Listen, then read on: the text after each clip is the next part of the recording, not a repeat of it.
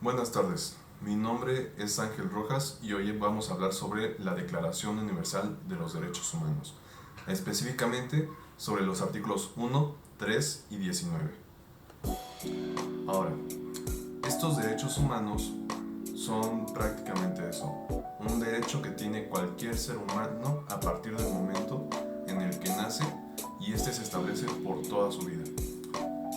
Tenemos la Declaración Universal de los Derechos Humanos, el cual es un documento en el que se establece como un ideal común por el que todos los pueblos y naciones deben de esforzarse para lograr. Este documento fue creado el 10 de diciembre de 1948 con el fin de garantizar los derechos y libertades fundamentales de las personas. Ahora, ¿por qué nos es relevante este documento? ¿Por qué nos es relevante conocer estos derechos? Nos es relevante porque son útiles para promover la igualdad entre todas las personas, promover la paz y la justicia, y estos también nos protegen contra abusos y violaciones de nuestros derechos humanos. Para conocer esta declaración y todo lo que contiene, podemos visitar la página oficial de las Naciones Unidas, el cual aquí tenemos el link.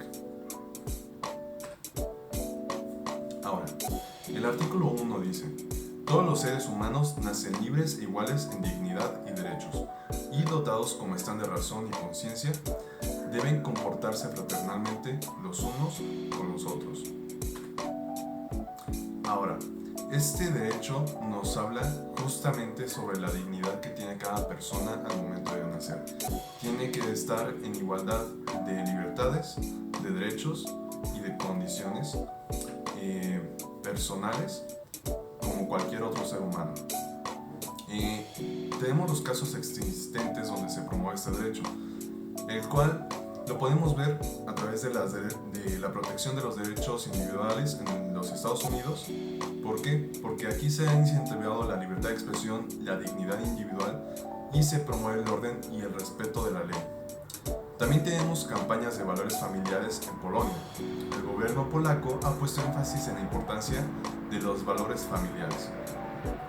Ahora, también tenemos casos contrarios en donde no se respetan estos derechos, como es el ejemplo de las mujeres en Afganistán.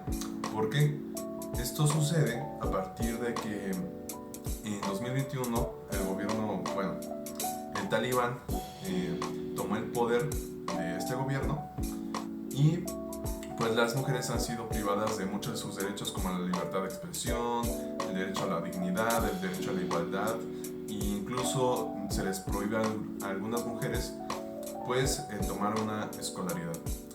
Mi propuesta personal va hacia promover los valores comunitarios tradicionales y fortalecer el núcleo familiar. ¿Por qué? ¿Por qué debemos de fortalecer el núcleo familiar? Porque este núcleo familiar es en sí el núcleo de la sociedad misma. ¿Por qué? Porque ahí aprendemos cómo funcionamos como personas, qué obligaciones tenemos, qué responsabilidades tenemos y qué es lo que debemos de hacer nosotros para beneficiar a la sociedad. Si nosotros rompemos ese núcleo familiar, se va a quebrar la sociedad de cierta manera.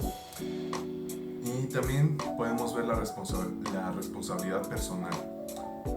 Con esto me refiero a que cada persona tiene que ser consciente de que tiene que respetar la dignidad y los valores personales que tiene cada persona. Te guste o no cómo se viste, te guste o no lo que piensa, te guste o no cómo habla, no importa eso, sino que respetes cada uno de sus pensamientos. También sería una buena propuesta hacer políticas públicas que rechacen la discriminación para todas las personas, sin importar su sexo, condición económica, su religión, su opinión, sin importar el estatus social o económico que tengan. Ahora, tenemos el artículo 3. El artículo 3 dice: todo individuo tiene derecho a la vida, a la libertad y a la seguridad de su persona.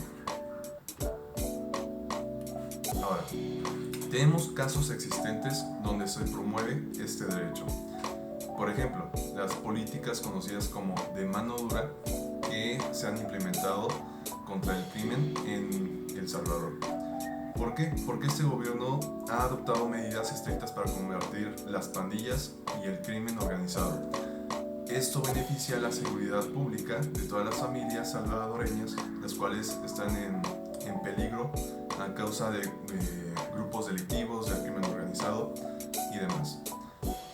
También tenemos el derecho a portar armas en Estados Unidos, el cual yace a través de la segunda enmienda de la Constitución de los Estados Unidos, el cual garantiza el derecho a la autodefensa y por lo tanto a la seguridad personal a través del uso de armas. Ahora, esto se ha utilizado también en un beneficio personal y egoísta y ha dado paso a muchos delitos, pero el principio es que cada quien pueda defender su propia integridad y su persona. También tenemos ejemplos donde no se respeta este derecho. Por ejemplo, la violencia en Venezuela. ¿Por qué?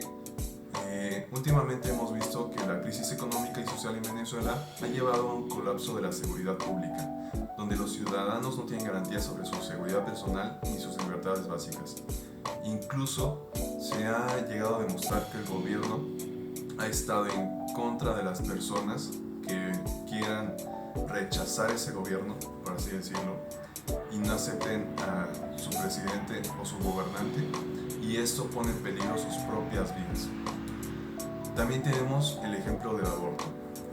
¿Por qué? La despenalización del aborto solo es una muestra de la incoherencia sobre el respeto de los derechos humanos.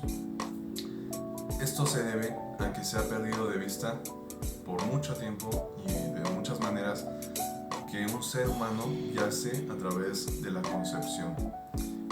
Se han postulado diferentes puntos de vista que han tratado de refutar eso, pero por desgracia solamente han caído en beneficiar a ciertas propagandas o ciertas agendas progresistas, las cuales solo quieren llenar sus bolsillos de dinero. El aborto es un crimen. ¿Por qué? Porque atenta contra la vida de los seres humanos. No es contra la vida de un animal, no es contra la vida de un cúmulo de células, es contra la vida de un ser humano. Y ese ser humano también tiene derecho a la vida. Por lo tanto, el aborto es una contradicción al mismo derecho de la vida. Ahora, mi propuesta personal es la abolición del aborto, es decir, volver a penalizar correctamente el aborto.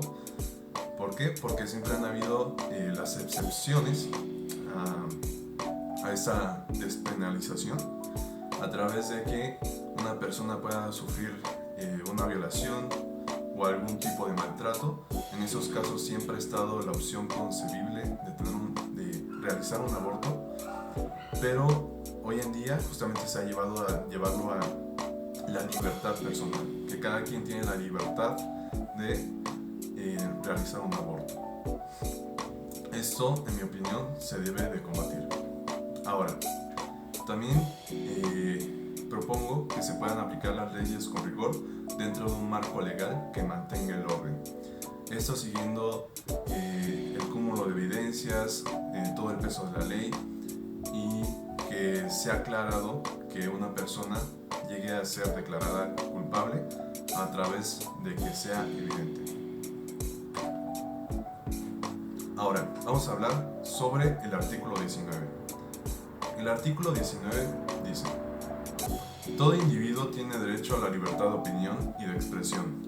Este derecho incluye el de no ser molestado a causa de sus opiniones, el de investigar y recibir informaciones y opiniones, y el de difundirlas sin limitación de fronteras por cualquier medio de expresión. Ahora, los casos existentes donde se promueve este derecho es, por ejemplo, el apoyo a la libertad de expresión en Hungría.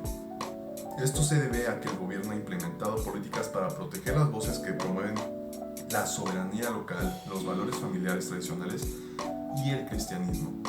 También tenemos el ejemplo de la Ley de Libertad de Expresión en Estados Unidos. La primera enmienda es un ejemplo claro de la protección de la libertad de expresión de las personas. Ahora también tenemos ejemplos donde no se respeta este derecho. Por ejemplo, la conocida censura en redes sociales. Esto lo vemos a través de plataformas como Twitter o Facebook, las cuales han sido criticadas por suspender a personas o cuentas o individuos o medios que quieran oponerse a ideales progresistas o que simplemente no les guste que vayan en contra de una opinión popular. Esto se ve dominado a través de narrativas progresistas dominantes. También tenemos la represión de voces conservadoras en universidades. Esto se debe a que el ambiente universitario, que debería de ser un espacio para el libre debate, a menudo se vuelve hostil para quienes sostienen valores tradicionales. Esto se debe, claro, a todos los intenciones políticas, socioeconómicas que han tratado de cambiar el modelo educativo de los países, incluso aquí en México, incluso en Latinoamérica, los cuales de la misma manera tratan de censurar a personas que no tienen la misma opinión respecto a las agendas progresistas o que vayan en contra de la opinión popular. Mi propuesta personal es respetar genuinamente la opinión y la expresión de todas las personas, obviamente de cualquier índole, de cualquier religión, de cualquier estatus socioeconómico, de cualquier discapacidad, de cualquier etnia. No importa qué tipo de persona sea, no importa si lo clasificamos a esa persona, se tiene que respetar su opinión y su expresión. Ahora, también propongo construir políticas que prohíban la censura de opiniones que vayan en contra de la opinión popular, es decir, que efectivamente se respete la libertad de expresión y la expresión de ideas a través de medios de comunicación que tengamos hoy en día, como las redes sociales, la televisión, el radio, cualquier tipo de medio de comunicación. Y eso sería todo de mi parte.